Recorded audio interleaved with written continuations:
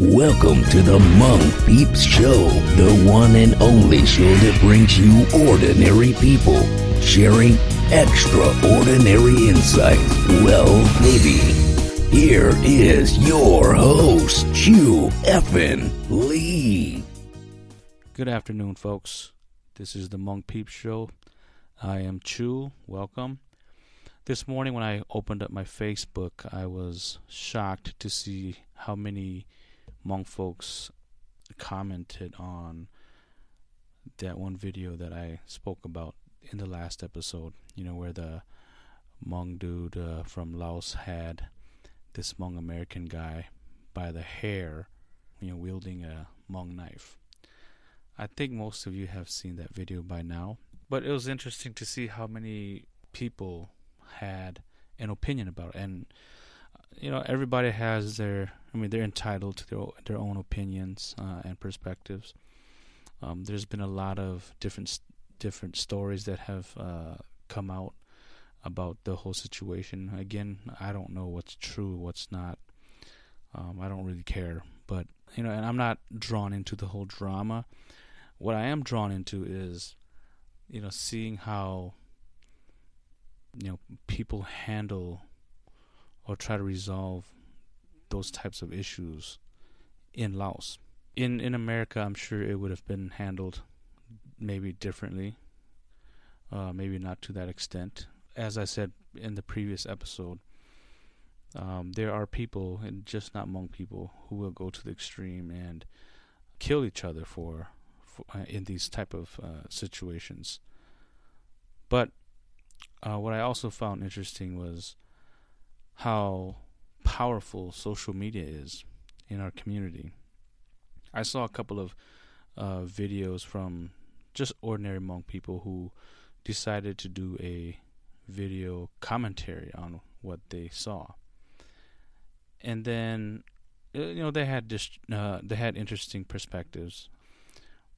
And then I also saw this one kind of famous Hmong actor from Laos, No Pa. He had his own perspective, which I thought was interesting as well.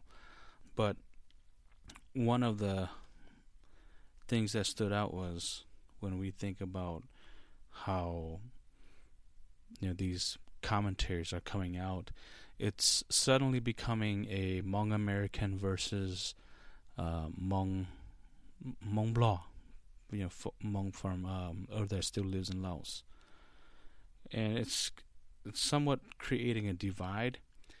And for me, and I think a lot of you, it doesn't affect us one bit, okay? But it's interesting to see how people view each other based on where they live, and then it's also interesting to hear how they decide to align themselves with certain people. Basically picking sides. Yeah, again, they can pick whatever side they want. I don't care. But I think the real issue at hand here is not just picking sides, but the real issue is how a lot of Hmong Americans have started to go over there, or have been going over there to Laos to screw around with with the young girls over there. And some of these girls over there are, as I said, young, too young. And then the people over there, the men, they probably don't like how some of these Hmong Americans go over there and flash their money and talk a big game about how wealthy they are. And then the girls over there are, most of them are probably in desperate needs to get out of the poverty that they're living in. So then they are drawn to that dream of marrying a rich guy. So, of course, those Hmong guys over there would be pissed. And then there's the scammers. The scammers the scammers are on both sides, okay?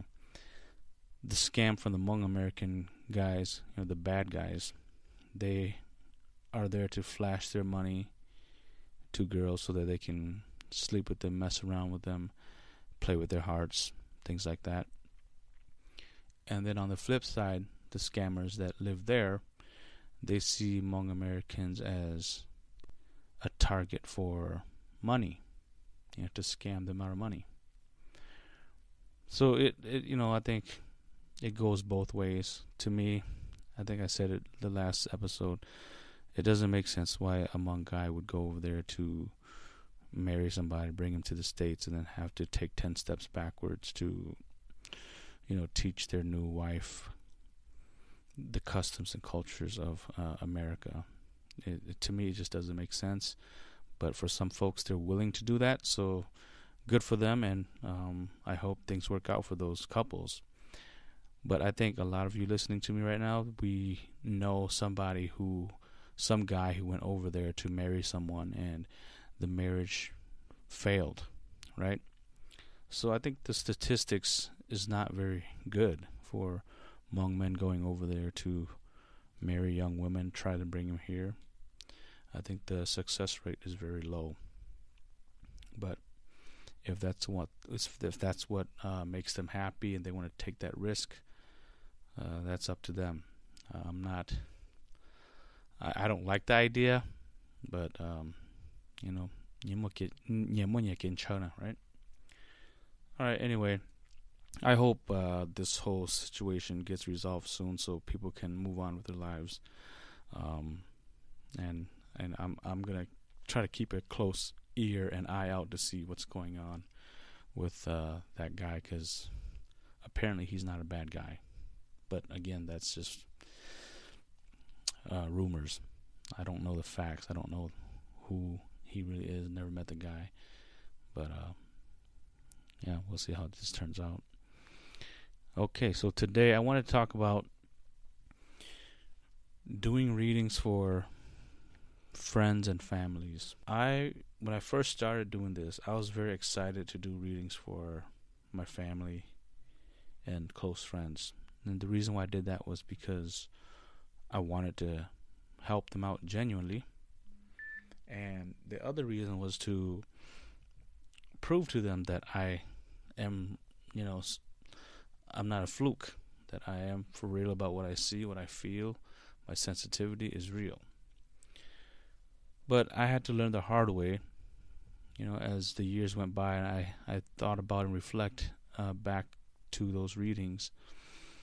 I questioned whether the readings were unbiased. And I'd have to honestly say that most of those readings with families and friends were biased. And it's because here's the main reason why I don't think it's a good idea to do readings for families and close friends. And the biggest reason is the emotional investment that we've had with these people. That type of emotional investment will create biases.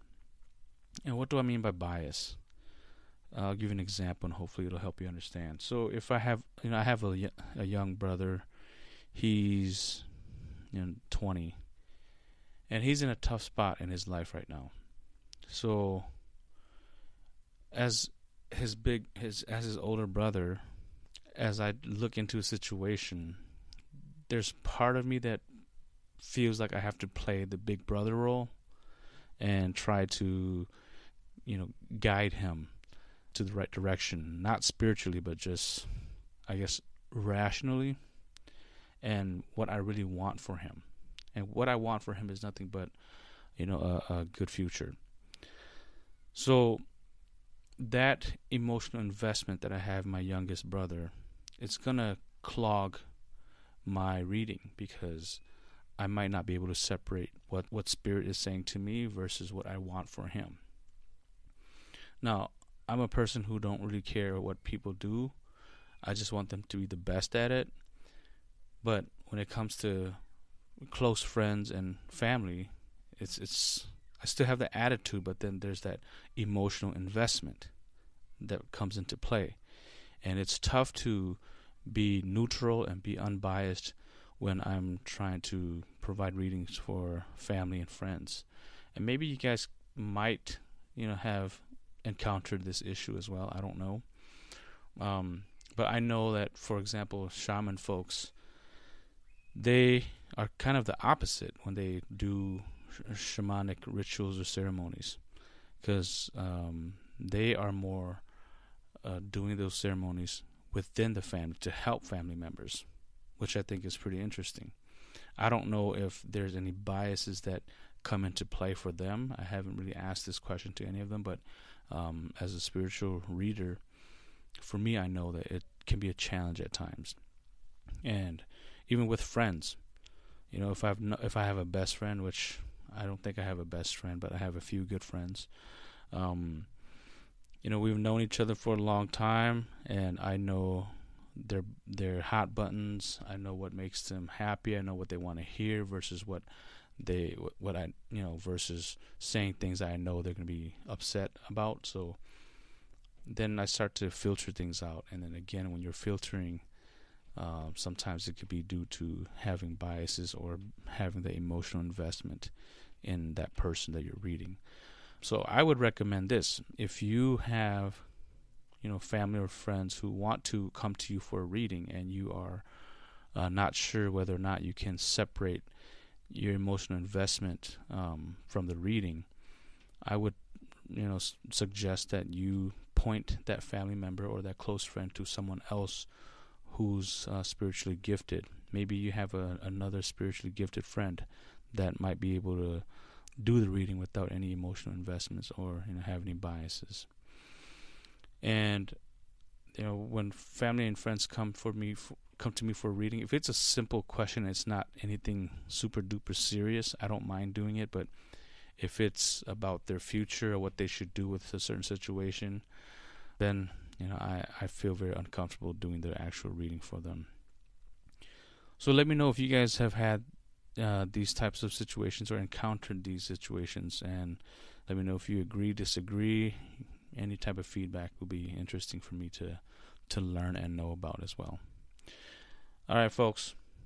Have a good weekend. I will talk to you soon. Take care.